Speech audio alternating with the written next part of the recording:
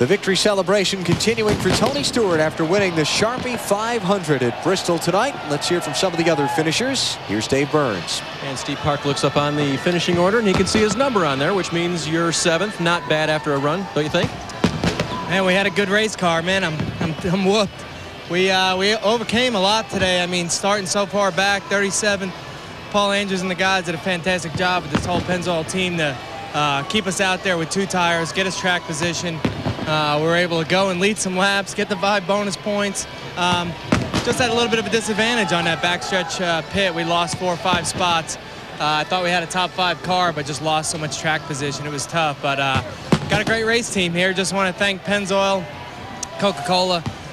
We got a bunch of Snap-on people going to be in the shop on Monday, so we're coming home to sign some autographs, and got a great race team. We're rebounding from a mediocre beginning of a second half, and you know, we've strung together a lot of top 10 finishes. So just want to say hello to my mom and dad too. They're home watching. And you gotta love it, Alan. He's ready to sign autographs back at the shop. Steve Park finishing 7th tonight behind Tony Stewart, the winner of the Sharpie 500. More interviews with more drivers next.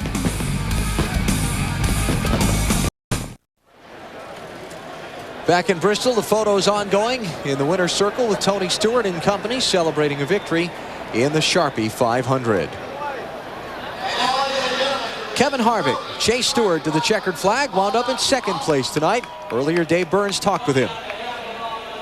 Kevin, you were coming on at the end, but couldn't quite get there. What was your car lacking? I think I just drove it too hard and wore out the front tire, but these Goodwrench guys, they did a heck of a job tonight. I bashed the thing up a little bit early and got a little riled up, and they got a little riled up and had a bad pit stop, and they came back and redeemed themselves, and we got back to the front of the field. So a good night for everybody, the Goodwrench cars. So front's caved in, but we finished 2nd at Bristol.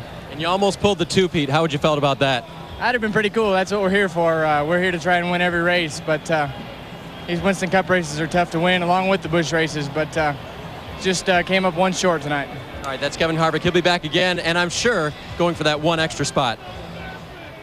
And the man they had to get around was Jeff Gordon. You were up front in the beginning of that run, but then the car just fell way off. What happened? Yeah, we did everything as a team that we could have done to win this race tonight. We just got beat. You know, Tony and Kevin were both better than us on the long runs. And if we had had a few more cautions there, we might have been able to do something. Our car was so good on cold tires. But, yeah, it was a great night for the DuPont Chevrolet team. Come home 3rd. I mean, we dodged a lot of bullets out there because there was plenty of action going on around us, and we were pretty fortunate to get out of it. Yeah, there were a lot of bullets flying out there, and you survived the night and gained points on top of that. Yeah, you can't beat that. You know, I think that's really what we wanted to do coming out of here. I mean, we thought we had a shot at winning it. We tried to win it, and we couldn't, so we, came home 3rd, and it was a good points night for us. And this is one of those places you never know what you're going to get. And I certainly saw plenty of things in front of me where, a lot of points flashed before my eyes that were going to go away, and we're pretty fortunate. Well, they survived the night. That was the goal coming in. Jeff Gordon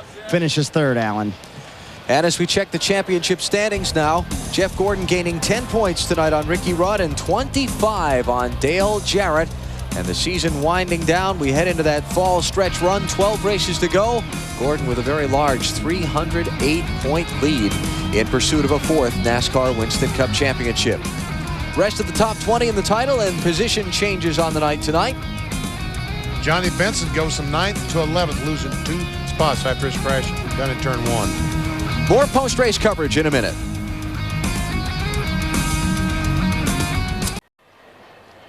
Fans beginning to file out of the Bristol Motor Speedway after the Sharpie 500. Coming up next on TNT, it's the Untouchables. Sean Connery and Kevin Costner, and that gets underway at the conclusion of our post-race coverage. That would be Elliott Ness and the boys, wouldn't it? Would it? The Untouchables. Yes, it would. I don't know. I've not seen it. I guess I'll have to stick around and watch. It's a good one. It is very good. Dave Burns. And Terry Labonte pulls out a top 10.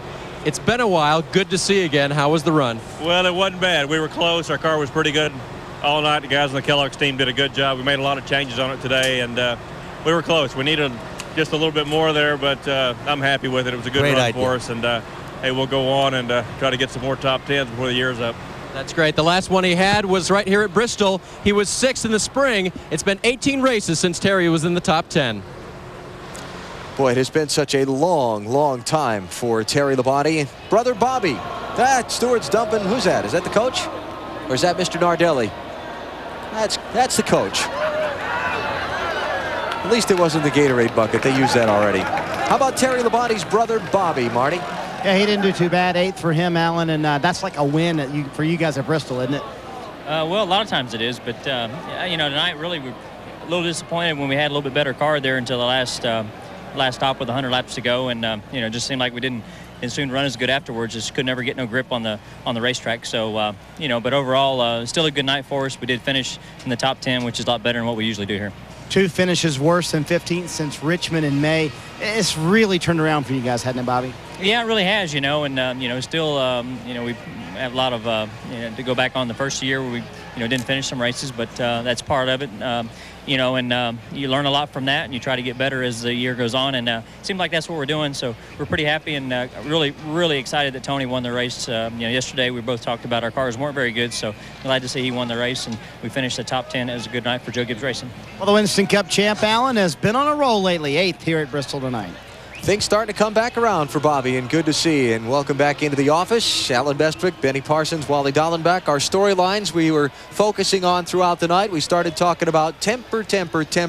We saw a lot of that. We got the temper, and that's for sure. A lot of guys got mad, and you could see it. It's a typical Bristol. Loved the deal on the end with Rusty. Had a brake problem there at the end. Used Ricky Rudd. But these guys will all go to Darlington. It's another tough racetrack. And, you know, I think it was a great race for Tony Stewart. I mean, he's always wanted to run here. He runs really good here, and Harvick almost got him.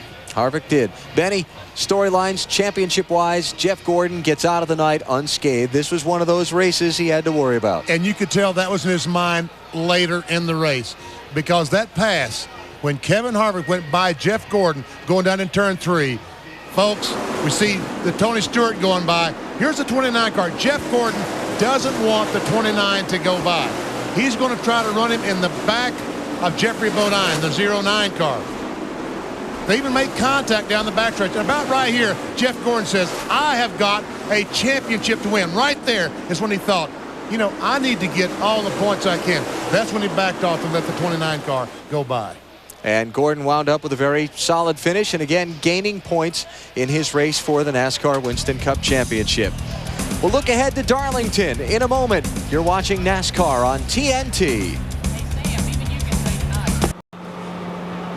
Back in Thunder Valley, Dale Jarrett. Tonight it was a night of survival, and that's what you did, DJ. A 6th place finish. The 2 guys you're chasing the points finished right ahead of you. Yeah, but we had a good car, just not quite good enough to get up there and challenge the guys, and kept working on it, just couldn't make it good enough to win. And you know, my goal was to keep the fenders on it. Had a hard time doing that. Things happened in a hurry here, and got into the back of a couple guys, and I got some guys knocked me into the back of some others. So just typical Bristol, but we survived. The good news, you're going to a racetrack with a lot of history and a lot of good Dale Jarrett history. You won there back in the spring, and that's Darlington. Yeah, I love to go to Darlington. We'll look forward to that this weekend, and hopefully we can get back in victory lane. Dale Jarrett looking for another win at the Lady Too Tough to Tame, the Lady in Black, Darlington Raceway. Alan? That is next weekend. Traditional Labor Day weekend stop for the NASCAR Winston Cup Series. Love Darlington. Just love going down there. It's hot, it's slick, and it's a real challenge to these drivers and teams to run 500 miles. The Mountain Dew Southern 500 capping off our coverage next Sunday at 12:30 Eastern Time on TNT. It's going to be a great weekend at the Southern 500, and we hope you'll be with us for every minute of the action. The Sharpie 500 is brought to you by Sharpie Permanent Markers, asking race fans everywhere, how do you use your Sharpie? By Miller Lite. Want a great taste that's less filling? Grab a Miller Lite. It's Miller time. By Applebee's Neighborhood Grill and Bar. Eating good in the neighborhood. Applebee's. And by Wrangler. Real, comfortable jeans. We've heard from 9 of the top 10 finishers in tonight's Sharpie 500 in our post-race coverage. Let's round out the group. Here's Dave Burns. Sterling, you're still fighting for a championship. You need the points. A 9th place, I think you'll take that, right? Yeah, we had a good car yesterday evening, and got the crush panels knocked out early, and man, like burnt my eyes out. Could already see at the end. But we got to look in the car. It was real tight all night. Couldn't get it turned, and raised the hood after the race and had the right front spring was out of the bucket. So I don't know if that's what it was, but we just fought real tight all night, and that's all we had. We'll take that. I mean, we had about 18th, 15th place car, and guys worked real hard and kept adjusting on it and got it pretty decent. It wasn't that red paint that slowed you down, was it? It might have been. That Silver Bullet's pretty fast. So we're going to go back to Coors Light Silver Bullet next week. All right, we'll look for him there. And that's it. You've heard from all the top 10 finishers in tonight's race. Tony Stewart in victory lane, and next week it's on to Darlington. Don't forget, if you missed any of the action, want to catch it again, our NASCAR at Night Encore on TNT, Monday at 11 p.m. Eastern and Pacific. Our Darlington coverage on TNT. Saturday, the NASCAR Busch Series race presented by Applebee's at 1 Eastern time, followed by Happy Hour. And then next Sunday, the Mountain Dew Southern 500, 12:30 Eastern time, Darlington. Be there on TNT. The Untouchables coming up next on both the East and West Coasts. What a wild night it was here in Bristol. Thunder Valley living up to its reputation. 16 caution flags for 92 laps. Looked like a war zone in the garage with all the torn up equipment at the end of the night.